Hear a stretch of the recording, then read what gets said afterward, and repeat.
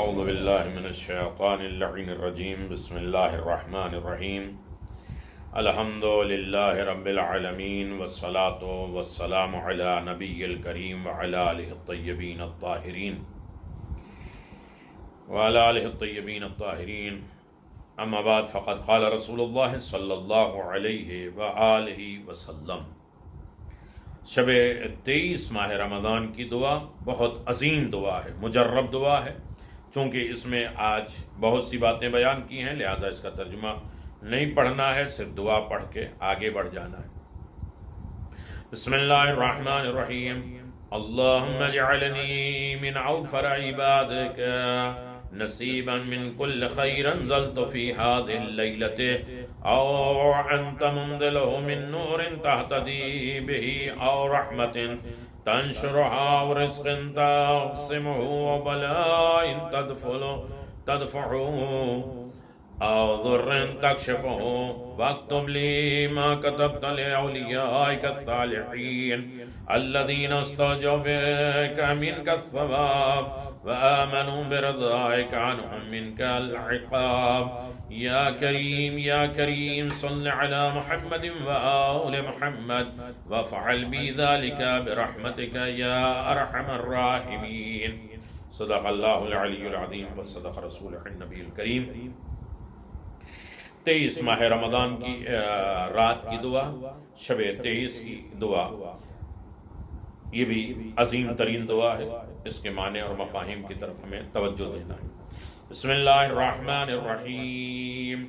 اللہم صل علی محمد وآل محمد یا رب لیلۃ القدر وجعلها خیر من الف شہر ورب اللیل والنہار والجبال والبحار والظلم والعنوار والعرض والسمان یا باری یا مصور یا حنان یا منان یا اللہ یا رحمان یا اللہ یا قیوم یا اللہ یا بدیع یا اللہ یا اللہ یا اللہ لک الاسماء الحسنى والامثال العليا والكبرياء والعلاء اسألك ان تصلي على محمد وآل محمد ان تجعل اسمي في هذه الليلة في سعداء وروي مع الشهداء وإحسان في عليين وإساءة مغفرة انتهب لي يقينا تباشر به قلبي إيمانا يذهب الشك عني ترضني بما قسمت لي وآتنا في الدنيا حسنة وفي الآخرة حسنة وقنا عذاب النار الحريق وارزقني فيما ذكرك وشكرك الرغبة إليك والعنابة والتوبة والتوفيق لما وفقت له محمد وآل محمد عليهم السلام۔ اللهم صل على محمد وآل محمد۔ عزیزان محترم، شب 23 ماہ رمضان بہت عظیم ترین شب ہے اور جس کی ساری فضیلت اس مختصر وقت میں آپ حضرات کی خدمت میں پیش نہیں کیا جا سکتا، لیکن آپ کی خدمت میں شب 23 میں بھی 8 رکعت نماز ہے، صبح کی طرح انسان پڑھے گا اور اس کے لیے آسمان کے دروازے پروردگار کھول دے گا، یہ ثواب ہے۔ 23 ماہ رمضان کے روزے کا ہے، جو اس دن روزہ رکھے گا وہ پل صراط سے اس طرح گزر جائے گا جیسے پیغمبر، صدیق، شہداء، صالحین کے ساتھ ہو، اور اس نے پیٹ بھر کر انہیں جو دیا ہے، دولت دیا ہے، امت محمد تھی، اور وہ وہاں پہنچیں گے جہاں امت محمد مصطفیٰ پہنچے گی۔ بہت زیادہ عظیم ثواب ہے 23 ماہ رمضان کے روزے کا۔ یقیناً اللہ تبارک و تعالیٰ کی بارگاہ میں عظیم برکتوں 23 ماہ رمضان شب قدر ہے، 100 رکعت نماز ہے، بالکل آرام سے صبح کی طرح پڑھ سکتے ہیں، اور دوسرا طریقہ ہے الحمد کے بعد 10 مرتبہ سورہ قل اللہ پڑھنا ہے۔ ایک اور نماز ہے 2 رکعت، ہر رکعت میں الحمد کے بعد 5 مرتبہ سورہ والضحیٰ کی تلاوت کریں گے، 2 ہی رکعت ہے، سورہ والضحیٰ پڑھیں گے۔ ثواب یہ ہے کہ پیغمبر نے فرمایا جو شخص اس نماز کو بجا لائے اسے ہر حرف جو اس نے نماز میں پڑھے ہوں گے جنت میں ہر مومن اور مومنات اور مومنین کے درجات عطا ہوں گے، 70,000 حج اسے عنایت ہوگا، 1000 तशहीह नमाज जनाजा का सवाब मिलेगा, 1000 मरीज़ों की इयादत करने का सवाब मिलेगा, 1000 मुसलमानों की हाजत रवाई का सवाब मिलेगा। ये 23 माह रमज़ान में सुनते रहिए, बहुत ज़्यादा इसमें अज्र व सवाब है और बहुत ज़्यादा फजीलतें हैं, बहुत से ज़्यादा आमाल हैं।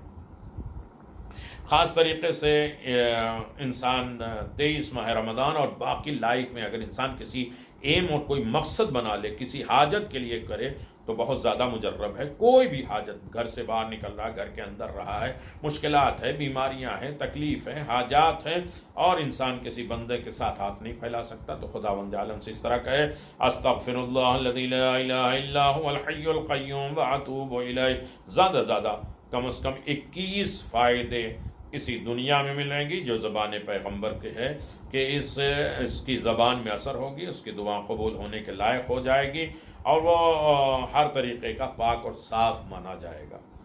नमाज अमीरुल मोमिनीन है शब 23 में, 2 रकत नमाज है और हर रकत में सूरह अल-हम्द के बाद 15 मरतबा इज़ा ज़ुल्ज़िलतिल अर्ज़ु ज़िल्ज़ालहा पढ़े और यकीनन वो शब क़द्र को दर कर लेगा, क़यामत और कब्र में होलनाकियों से महफूज रहेगा। तो ये शब 23 की है। अब शब 23 की हम दुआ पढ़ लेते हैं 23 माह रमज़ान के सुबह की, और उसके बाद मैं सूरों की तरफ मुतवज्जे होता हूँ।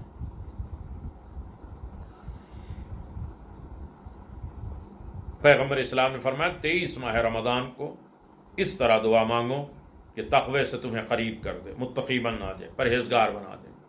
बिस्मिल्लाहिर्रहमानिर्रहीम। अल्लाहुम्मा इग़सिलनी फ़ीही मिनज़्ज़ुनूब व तह्हिरनी फ़ीही मिनल उयूब वम्तहनी क़ल्बी फ़ीही बितक़वल क़ुलूब या मुक़ीलल अफ़रातिल मुज़निबीन। सदक़ल्लाहुल अलीयुल अज़ीम। ऐ मेरे माबूद, इस दिन मेरे वजूद को गुनाहों की आलूदगी से साफ़ कर दे, मुझे अयूब और नक़ाइस की गंदगी से पाक कर दे, और आज दिलों की परहेज़गारी के दरमियान मेरे क़ल्ब के सुरख़रू कर दे। ऐ आसी और गुनाहगारों से दरगुज़र करने वाले परवरदिगार, आज के दिन पाक व पाकीदा मनाने के वाले तौबा के चश्मे के किनारे जाना, उस चश्मे से नहा लेना जिससे इंसान की पाक और साफ़ हो जाता है, तौबा हो जाती है और वो बिल्कुल ज़हन, फ़िक्र, क़ल्ब, रूह सब पाक हो जाती है। क़ल्ब और जिगर के तक़वे की परवार चाहिए और उस तरीक़े से दिल पे और तक़वे पर जो असर कर जाए, उसके लिए हमने दुआ मांगी है और गुनाहों की बख्शिश की दरख्वास्त मांगी है, अयूब से पाक होने की गुजारिश की है, क़ल्ब के तक़वे के ज़रिए इम्तिहान और आजमाइश मांगी है, खुदा का तौबा कबूल करने की दरख्वास्त मांगी है। मुंतखब ये दुआ है कि हमारे आज़ा और जवारे पार्ट ऑफ बॉडी में से हर एक खुद अपने लिए एक मंजिल और मकाम है, कुछ हुकूक रखते हैं। हमारे हाथ, पाँव, आँख, नाक, कान, ये सब के कुछ हक़ पाए जाते हैं जिनके बारे में तक़वे की रियायत बहुत ज़रूरी है। इन तमाम चीज़ों का हमें हक़ अदा करना चाहिए, हाथ, पाँव, आज़ा जवारे के। कुरान ने तक़वे को दिल से मंसूब किया है, ज़ालिका वमन युअज़्ज़िम शआइरल्लाह फ़इन्नहा मिन तक़वल क़ुलूब। यह है हकीकत हाल, जो कोई भी शआइरुल्लाह की ताज़ीम करेगा तो ये दिलों का तक़वा है, अल्लाह की निशानियाँ, चाहे वो अलम हो, ताबूत हो, मजलिस हो, सफ़ा हो, मरवा हो, मकाम इब्राहीम हो, खाने काबा हो, मासूमीन अलैहिस्सलातु वस्सलाम के रोज़े हों, जो भी शायर इलाही है जिसके देख कर हमें खुदा याद आए, अल्लाह की निशानियाँ हैं, अगर इंसान उसकी ताज़ीम करता रहेगा तो ये दिल का तक़वा होगा। अगर हम चाहते हैं तक़वा अख्तियार करें तो सबसे पहले दिल को मुत्तक़ी बनाएं ताकि उसके ज़रिए से जिस्म भी पाक हो जाए।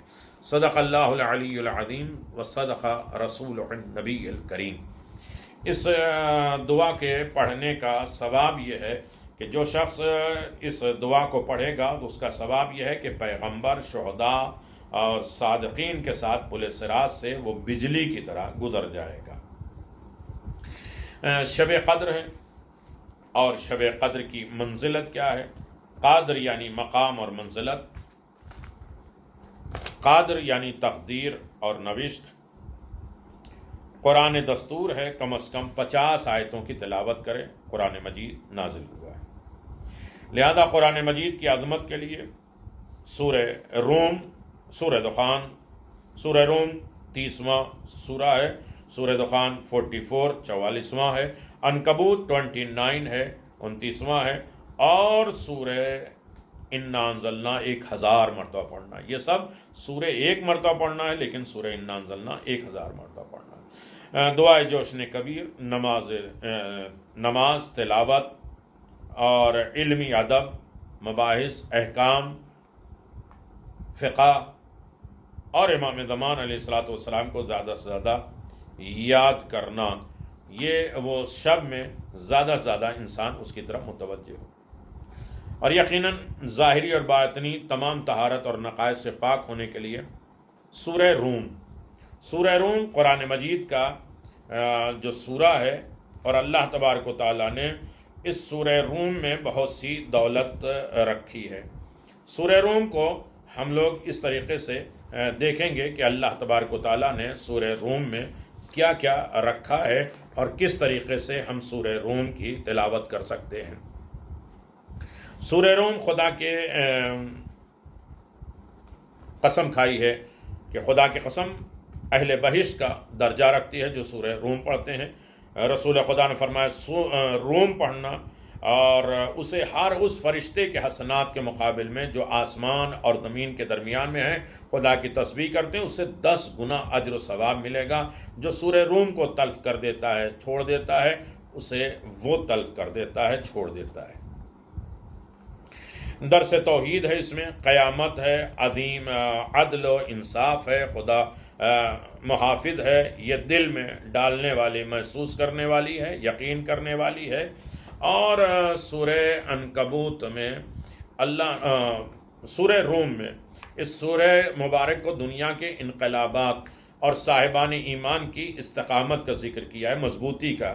دنیا میں کتنے طریقے کے انقلاب پیدا ہوتے ہیں، رد و بدل ہوتے ہیں، تبدیلیاں آتے ہیں، اور ایمان والے خدائی وعدوں پر اعتبار رکھتے ہیں، ظاہری الٹ پھیر سے مرعوب نہیں ہوتے ہیں۔ چند دن بند رہیں گے، چند دن کھل جائیں گے، اور اس میں دینی کام ہوتا رہے گا، بلائیں آتی رہیں گی اور جاتی رہیں گی، اور اللہ مدد کرتا رہے گا۔ اس سے ہم مرعوب نہیں ہوتے، ڈرتے نہیں۔ اور اس کے برخلاف کفار و منافقین انہیں موقع کی گمراہی کا ذریعہ بنا لیتے ہیں، جواد بنا لیتے ہیں، اور انتہائی غلط اور محمل طریقے سے اسے کام کرتے ہیں۔ اور یقیناً سورہ روم شاید اس سورہ مبارک کی تلاوت کا راز بھی یہی ہے کہ اس میں پچھلی امتوں کی تباہی اور بربادی کے ساتھ صاحبان ایمان کی مضبوطی اور استقامت اور ان کے استقلال کا ذکر کیا گیا ہے۔ دین خدا کے بارے میں اخلاص و انابت کا حکم دیا گیا ہے۔ اس حقیقت کا بھی ذکر کیا گیا ہے کہ عمل کے بغیر ایمان کی کوئی قیمت نہیں ہے، اور نماز کے ادا کرنے والے کا شمار روز قیامت مومنوں میں سے ہوگا، اور جو نماز ادا نہیں کرے گا وہ مشرکوں میں سے ہوگا، مومنین میں سے نہیں ہوگا۔ یہ سورہ روم ہے۔ سورہ روم یہ اللہ تبارک و تعالیٰ کی طرف سے بہترین تحفہ ہے۔ اس کے بعد ہے سورہ عنکبوت۔ سورہ عنکبوت میں 69 آیت ہے، جس کو ہم جلدی دیکھ لیں کہ سورہ عنکبوت میں کیا ہے، کیوں پڑھنے کے لیے 23 تاریخ کو حکم دیا ہے۔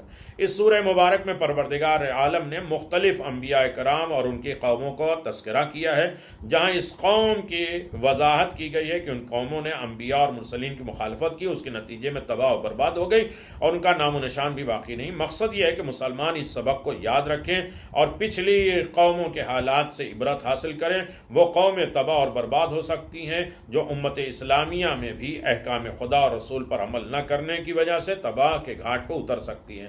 سورہ عنکبوت شب قدر، دعا، توبہ، استغفار، ذکر خدا کی رات ہے، لہذا اس رات میں تعمیر کردار کے تمام اسباب فراہم کیے گئے ہیں۔ تلاوت کے مرحلے پر سورہ عنکبوت کا انتخاب، عنکبوت یعنی مکڑی، اس لیے کیا گیا ہے کہ اس سورہ میں بار بار مسلمانوں کو راہ خدا میں جہاد نفس کی دعوت دی گئی ہے، اور آخر میں باطل کی کمزوری کا طرف اشارہ دیا ہے۔ باطل مکڑی کے جالے کی طرح ہے، وہ مکڑیاں جو حفاظت کرنے والی تھیں وہ حفاظت کرنے والی اور ہیں۔ باطل اپنے جاہ و جلال اور مکڑی کا جال بھی بچھا لے، لیکن ان کا جال جو ہے وہ مکڑیوں اور عنکبوت جیسی کوئی اہمیت نہیں رکھتی ہے، اسے توڑا جا سکتا ہے، ختم کیا جا سکتا ہے۔ عنکبوت اولی العزم کے قیام ہے، مشرکوں کے بت پرستوں کا تذکرہ ہے، جابروں ستمگروں اور ان کی جنگ میں فتح ہے، ظالم کی تباہی کا تذکرہ ہے۔ اس میں 11 آیتیں مدینے کی ہیں اور باقی سب مکی ہے۔ بہت اجر و ثواب ہے اور یقیناً 22 کو اگر انسان پڑھے گا تو اہل بہشت میں ہوگا اور بے انتہا فائدہ ہوگا۔ اور اس کے بعد سورہ دخان ہے۔ سورہ دخان قرآن مجید کے سوروں میں سے ہے کہ جس کے پڑھنے کا بے انتہا ثواب دیا گیا ہے۔ سورہ دخان بھی 23 تاریخ کو پڑھنے کا حکم دیا گیا ہے۔ میں بہت جلدی آپ کی خدمت میں 2 لفظوں میں پڑھ کے بتا دوں۔ اس سورہ مبارکہ میں قرآن مجید کی شب قدر میں نازل ہونے کا تذکرہ ہے۔ اس رات کو مبارک رات قرار دیا گیا ہے، لہٰذا اس کی تلاوت مبارک رات میں مناسب ترین ہے اور محبوب ترین عمل ہے۔ پھر اس رات کی خصوصیت یہ بیان کی گئی ہے کہ اس میں تمام کام کے فیصلے ہوتے ہیں، اور قسم کھا کے اللہ تبارک و تعالیٰ نے فرمایا کہ وہ نازل کرنے والا وہی فیصلے کرنے والا ہے۔ اس سورہ کو دخان اس لیے کہا جاتا ہے کہ اس میں آثار احوال قیامت ہے۔ قیامت میں ایسے دھوئیں ہوں گے کہ کچھ نظر نہیں ہوگا، انسان کے دم گھٹیں گے، اور انسان کو متوجہ کیا گیا ہے کہ جس طرح دھوئیں سے انسان کا دم گھٹتا ہے اسی طرح کچھ منظر قیامت کا ہوگا، اور منظر میں یہی ہوگا کہ اگر کوئی عمل ہے تو اسی دنیا میں کرنا ہوگا، اور جہاں سانس لینا مقدر بنانے کے لیے ہے۔ اور اس سورہ مبارک کی تلاوت بے حد مفید ہے، اور یقیناً دخان قیامت میں جو سانس آ رہی ہے، راستہ دیکھنے کے امکانات پائے جاتے ہیں۔ اسی دنیا میں اگر انسان یہ کام کر لے تو ہمیشہ کامیاب ہو جائے گا۔ اور اس کے بعد دعا جوشن کبیر پڑھنے کا حکم ہے، جو بہت زیادہ اہمیت ہے۔ دخان میں جو حوامیم یعنی کہ 5 سوریں ہیں، مکہ ہے، 7 حصے ہیں اس کے درس کے، اور من قرأ سورۃ دخان لیلۃ الجمعہ و یوم الجمعہ، اللہ تبارک و تعالیٰ یقیناً جو شب جمعہ میں جمعے کے دن جو سورہ دخان پڑھتا ہے وہ جنت واجب ہو جاتی ہے۔ سورہ دخان تلاوت کرے گا تو خدا بہشت میں گھر بنا دے گا، 70,000 فرشتے اس کے لیے استغفار کریں گے، امن و امان میں رہے گا، عرش میں زیادہ سایہ رہے گا۔ جوشن کبیر پڑھنے کا حکم ہے، بے انتہا ثواب ہے۔ جوشن کبیر پیغمبر اسلام جب زرہ، جوشن کا معنی زرہ، کسی جنگ میں جا رہے تھے اور زرہ پہن رہے تھے جو آپ کو تکلیف دے رہی تھی، تو جبریل آئے، کہے کہ یا محمد، خدا فرماتا ہے کہ میں نے اس دعا جوشن کبیر کو 5000 سال پہلے خلق کرنے سے پہلے عرش کے پردے پر اسے لگایا تھا۔ 5000 سال پہلے نہ سورج تھا، نہ چاند تھے، نہ ستارے تھے، نہ دن تھے، نہ رات تھے۔ وہ رات کی گردش کیسے ہو سکتی؟ 5000 سال، خدا ہی جانے وہ کتنا ہوگا۔ اس سے پہلے خلق دنیا سے پہلے، اس دعا کے پیدا کرنے سے پہلے، یعنی یہاں لانے سے پہلے 5000 سال پہلے پردے پہ لگایا تھا۔ جو ماہ رمضان کی پہلی تاریخ کو خلوص نیت کے ساتھ پڑھے گا، خدا نے فرمایا کہ جو شخص اسے میری امت میں اس دعا کو پڑھے گا، ایک ہی مرتبہ پڑھے گا، تو خدا اس کے جسم کو آگ پر حرام کر دے گا، اس کے لیے جنت واجب کر دے گا۔ جبریل امین کسی جنگ کے موقع پر اسے لائے تھے زرہ بنا کر، امت کے امن و امان کے لیے ہے، عذاب قبر سے محفوظ رکھتی ہے۔ کفن بنا لو تو کفن سکون بنتا ہے، کفن پہ جوشن کبیر لکھا جائے۔ 70 انبیاء اور ملائکہ خلق ہوتے ہیں، تسبیح و تحلیل بجا لاتے ہیں، جہنم اس کے اوپر حرام ہو جاتی ہے، مرتبہ اس کا بلند ہو جاتا ہے، اور ملک زندگی اس کے گناہ ختم کر دیتے ہیں۔ یہ وہ چیزیں ہیں کہ جس کی طرف ہمیں توجہ دینا ہے۔ جوشن کبیر بہت عظیم ترین دعا ہے۔ اس کے بعد اس رات میں دعائے توبہ سب سے زیادہ امام زین العابدین علیہ السلام کی تعلیم کی ہوئی دعا ہے، جس میں ہر اس شخص کو توبہ کا راستہ بتایا گیا ہے جسے گناہوں کا احساس ہو جائے اور وہ اپنی زندگی کا محاسبہ کر کے اپنی عاقبت کا انتظام کرنا چاہے۔ اس کے لیے توبہ ہے، اور اسی میں کوئی شک نہیں ہے کہ وہ احساس جرم سے بڑی کوئی دولت نہیں ہے، اور ائمہ معصومین علیہ السلام سے بہتر توبہ استغفار بتانے والا کوئی کائنات میں نہیں ہے۔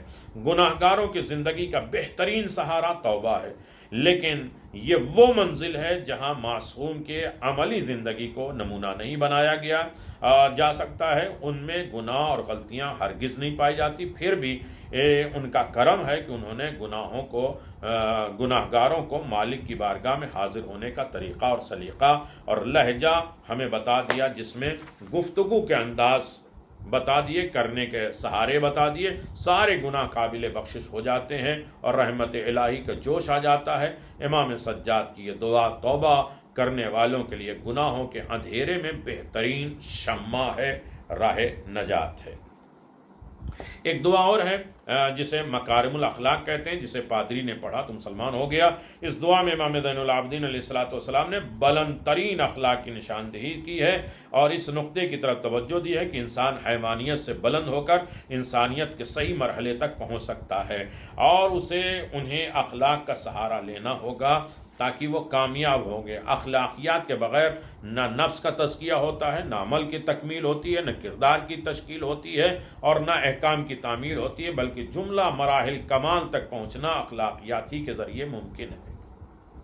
لہذا یہ دعائے مکارم الاخلاق پروردگار عالم نے پیغمبر اسلام کی بعثت کے اغراض و مقاصد میں یہ عظیم مقصد تزکیہ نفس کا قرار دیا ہے، اور حضور میں بھی اپنی بعثت کا مقصد مکارم الاخلاق کی تکمیل کے شکل میں بیان کیا ہے۔ خود سازی زندگی قول و عمل سے مقصد کی تکمیل بتائی ہے، لیکن کسی ایک مقام پر وہ جملہ تعلیمات جمع نہ ہو سکیں جن سے مکمل اخلاقیات کا اندازہ لگایا جا سکے، جن پر عمل پیرا ہو کے انسان اخلاقیات کو حاصل کر سکے۔